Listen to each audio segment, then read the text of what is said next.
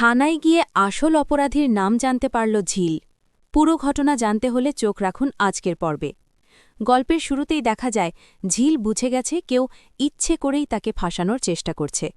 থানায় নাকি অভিযোগ দায়ের হয়েছে যে সাক্ষ্য ঝিলের সঠিক ট্রিটমেন্ট করেনি, কিন্তু ঝিল স্পষ্ট জানে এই অভিযোগ সে কখনোই করেনি। তাহলে অভিযোগটা করল কে? এই প্রশ্নের উত্তর জানতেই ঝিল থানার উদ্দেশ্যে বেরোতে চাইছিল। ঠিক সেই মুহূর্তেই পরিবারের কয়েকজন সদস্য, বিশেষ করে শতরূপা, তিতির আর চৈতি ঝিলকে ঘিরে ধরে। তিতির কড়া গলায় প্রশ্ন তোলে, কোথায় যাচ্ছিস? অন্তত দাদাভাইকে বলে গেলে তো কোনো সমস্যা হতো না।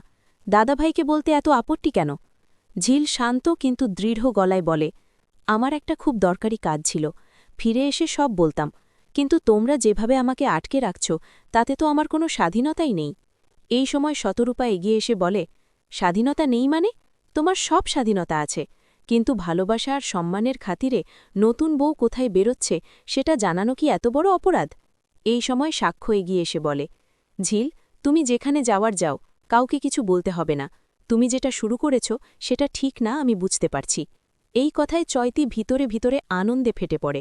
সে তৎক্ষণাৎ বলে, সাক্ষ্য, আবার এসবের মধ্যে জড়াচ্ছিস কেন? চল, আমাদের নার্সিংহোমে যেতে হবে। এখানে সময় নষ্ট করে কী লাভ? ঝিল ঠান্ডা গলায় উত্তর দেয়, যান না, কে আপনাদের আটকে রেখেছে? আপনার যেখানে ইচ্ছে সেখানে যান, আপনার সাক্ষ্যবাবুকে নিয়ে যান। চৈতি খোঁচা দিয়ে বলে, দেখেছ ওর কথা বলার টোনটা কেমন? এটা ভদ্রলোকের বাড়ি, এখানে ভদ্রভাবে কথা বলতে হয়। ঝিল ব্যথা আর রাগ চেপে বলে, আমি তো অভদ্র। অভদ্ররা ভদ্র বাড়িতে এসেও কি ভদ্রভাবে কথা বলতে পারে? পরিস্থিতি